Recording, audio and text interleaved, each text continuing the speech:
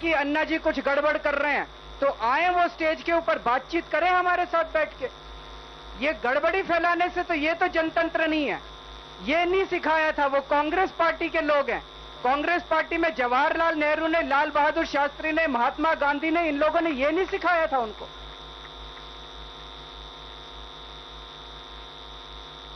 आज का अनशन हम लोग क्यों कर रहे हैं? आज से जो अनिश्चितकालीन अनशन है ये क्यों कर रहे हैं हम लोग?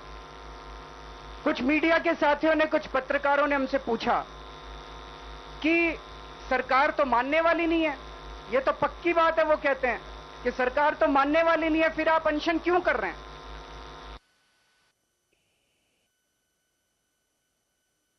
उसके खिलाफ मत कीजिए जो कि आपसे प्यार नहीं करता। आप अनशन उसके सामने कीजिए जो आपसे प्यार करता है और आपके त्याग और आपके बलिदान से उसका दिल पसीज सकता है। तो सरकार में बैठे हुए लोग हमसे प्यार नहीं करते, वो तो बड़े खुश हो जाएंगे, हम यहां सारे मर जाएंगे तो वो बड़े खुश हो जाएंगे। लेकिन हमारा संबोधन उन लोगों से नहीं है, सरकार में बैठे हुए लोगों से। हमारा संबोधन इस देश की जनता से है, आप लोगों से है।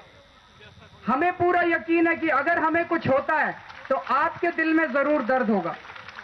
हम इस देश की सोई हुई जनता को जगाना चाहते हैं। हमारा संबोधन इस देश की जनता से है, क्योंकि हमें पूरा यकीन है कि जिस दिन इस देश की जनता जाग गई और सड़कों के ऊपर उतर के आ गई तो बड़ी से बड़ी सत्ता को भी उखाड़ के फेंक सकती है इस देश की जनता। इसलिए हम लोग अनशन के ऊपर बैठे हुए हैं। किसी ने पूछा कि आप तो डायबिटिक हो, आपको तो शुगर की बीमारी है, आप तो 2 दिन से ज्यादा नहीं बैठ सकते।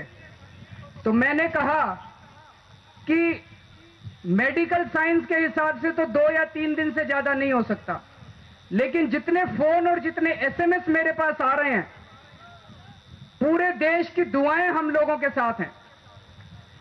हम लोग सच्चाई के रास्ते पे चल रहे हैं, हम लोग अन्याय के खिलाफ लड़ रहे हैं। और जब आप सच्चाई के रास्ते पे चलते हैं, जब आप अन्याय के खिलाफ लड़ते हैं, तो पूरी कायनात आपके साथ खड़ी होती है, सारी प्राकृतिक शक्तियां आपका साथ देती हैं।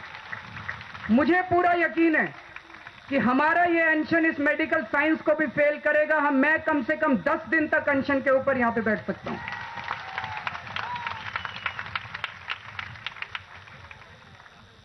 साथियों, कई लोग बोलते हैं कि आप तो केवल सरकार के भ्रष्टाचार की बात करते हैं। हमारे देश के सभी लोग भ्रष्टाचारी हो चुके हैं, ऐसा कई लोगों का मानना है। मैं नहीं मानता। मुझे लगता है कि हमारे देश के, भारत के लोग पूरी दुनिया में फर्स्ट क्लास लोग हैं, जो कि एक 3rd क्लास सिस्टम का शिकार हो चुके हैं। अगर ये सिस्टम बदल जाए तो दुनिया में भारत सबसे ऊपर हो सकता है।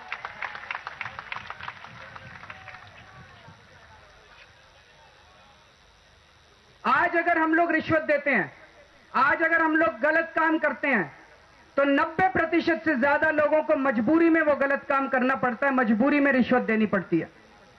मेरा एक दोस्त है, दिल्ली के सरकारी अस्पतालों के अंदर दवाइयां सप्लाई करने का काम करता है। वो कहता है, मैं सुबह आंख खोलता हूं और रात को सोता हूं, मेरी पूरी जिंदगी भ्रष्टाचार के अंदर डूबी हुई है। किसी भी सरकारी अस्पताल में जाता हूं तो वो कहते हैं दवाइयां नहीं चाहिए, बिल दे दीजिए, आधा आप रख लीजिए, आधा हमको दे दीजिए। कहते हैं मजबूरी है, भ्रष्टाचार करना मेरी मजबूरी बन गई है। वो मेरा दोस्त हर साल हमको डोनेशन देता है। कहते हैं मैं डोनेशन आपको इसलिए देता हूं ताकि आप लोगों का मिशन कामयाब हो और एक दिन भारत भ्रष्टाचार मुक्त बने, ताकि मैं सरकारी अस्पतालों को दवाइयां दे सकूं नकली बिल देने की बजाय। इसलिए लोग हमारे साथ जुड़े हैं। आप जितने लोग यहां बैठे हुए हैं, बहुत सारे लोगों को रिश्वत देनी पड़ती होगी, लेकिन मजबूरी में रिश्वत देनी पड़ रही है। अगर आप मन से रिश्वत देते तो यहां पे आज आप बैठे नहीं होते। कई लोगों को मजबूरी में रिश्वत देनी पड़ती है। मैं रोहिणी गया था अभी कुछ दिन पहले। रोहिणी प्रॉपर्टी डीलर्स की एसोसिएशन मेरे पास आई, कहते जी हम भ्रष्टाचार से लड़ना चाहते हैं, भ्रष्टाचार के सबूत देना चाहते हैं। जब हम 25 तारीख को आए तो आप हमें मंच पे बोलने की इजाजत दीजिएगा, हम भ्रष्टाचार के खिलाफ आवाज उठाना चाहते हैं। मैं बड़ा आश्चर्यचकित हो गया, प्रॉपर्टी डीलर्स और भ्रष्टाचार से लड़ना चाहते हैं। हम तो सोचते थे कि प्रॉपर्टी डीलर्स केवल भ्रष्टाचार करते हैं, लेकिन उस दिन मुझे लगा कि इस देश का हर आदमी ईमानदारी से रोटी कमाना चाहता है। अगर उसे मौका मिले तो वो बेईमानी नहीं करना चाहता। भारत के लोग ईमानदारी से जीना चाहते हैं। अभी हम लोग सोनीपत गए थे पिछले थोड़े दिन पहले। सोनीपत में वहां की इंडस्ट्रीज एसोसिएशन आई। उन्होंने बड़ा सा बैनर लगा रखा था, इंडस्ट्रीज अगेंस्ट करप्शन।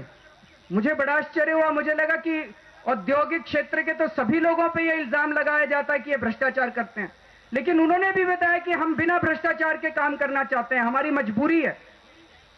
आज अगर एक आदमी सरकारी अस्पताल में अपनी मां का इलाज कराने के लिए जाए और अगर उससे रिश्वत मांगे डॉक्टर इलाज करने के लिए, उसके पास क्या चारा रह जाता है? उसको रिश्वत देनी पड़ती है। और जब वो रिश्वत दे के अपनी मां का इलाज कराता है तो आप कहते हैं कि भारत के तो सभी लोग भ्रष्टाचारी हैं। भारत के लोग भ्रष्टाचारी नहीं है, भारत के लोग फर्स्ट क्लास लोग हैं। और अगर लोकपाल बिल आ गया तो अन्ना जी तो कहते हैं कि 60% भ्रष्टाचार कम होगा। मैं कहता हूं अन्ना जी 90% भ्रष्टाचार कम हो जाएगा। लेकिन फिर भी मेरी आज आप लोगों से एक विनती है कि हम लोग ये आज प्रण लेके जाएं कि पूरी कोशिश करेंगे कि बिना भ्रष्टाचार के, बिना रिश्वत दिए हम अपना सरकारी दफ्तरों में काम कराने की कोशिश करेंगे। मंजूर है सब लोगों को? और एक मैं अपील करना चाहता हूं सरकारी अफसरों से, वो तो रिश्वत लेनी बंद कर सकते हैं, उनके पास तो ये ऑप्शन है। जब अन्ना जी रामलीला मैदान में बैठे थे तो मेरे पास एक पुलिस वाला आया। पुलिस वाला कहता है जी 16 साल से मैं पुलिस में नौकरी कर रहा हूं, दिल्ली पुलिस में, और मैंने खूब रिश्वत कमाई, लेकिन पिछले 10 दिन से मैंने एक पैसा नहीं लिया, और जितने आनंद का अनुभव मैं अंदर कर रहा हूं, मैंने 16 साल में वो आनंद का अनुभव नहीं किया। तो मैं सारे सरकारी कर्मचारियों से और अफसरों से यह निवेदन करना चाहता हूं, अपील करना चाहता हूं कि पूरे देश में एक लहर आई हुई है। इस वक्त पूरे देश का माहौल बदल रहा है। आप भी कोशिश कीजिए कि आप रिश्वत लेना बंद करें, और अगर आप रिश्वत लेना बंद करते हैं तो हमें जरूर लिखिए, क्योंकि हम आपकी कहानी दूसरों तक पहुंचाएंगे ताकि ज्यादा से ज्यादा लोग आपकी कहानी सुन के प्रेरित हो सकें। साथियों, अभी मैं अपनी बात केवल इतना कह के बंद करूंगा। 5 बजे मैं और प्रशांत भूषण, हमने इन 15 मंत्रियों के ऊपर आरोप लगाए हैं जिनकी सारी आप फोटो देख रहे हैं यहां पे। आज से हम 3 दिन तक 5-5 मंत्रियों का विस्तार में विस्तृत जानकारी हम आपको इनके भ्रष्टाचार की देंगे। सरकार कह रही है कि हमने जो आरोप लगाए हैं वो बेबुनियाद हैं। इस देश की अब जनता तय करेगी कि वो आरोप बेबुनियाद हैं कि उसके अंदर बुनियाद है। तो आज 5 बजे हम लोग प्रधानमंत्री जी के खिलाफ भ्रष्टाचार, प्रणब मुखर्जी साहब के खिलाफ भ्रष्टाचार, चिदम्बरम साहब के खिलाफ लगे भ्रष्टाचार के आरोप, कपिल सिब्बल और वीरभद्र सिंह, इन 5 लोगों के भ्रष्टाचार की सारी जानकारी आप लोगों के लिए सामने रखेंगे। अभी मैं इतनी बात कह के अपनी बात खत्म करता हूं। भारत माता की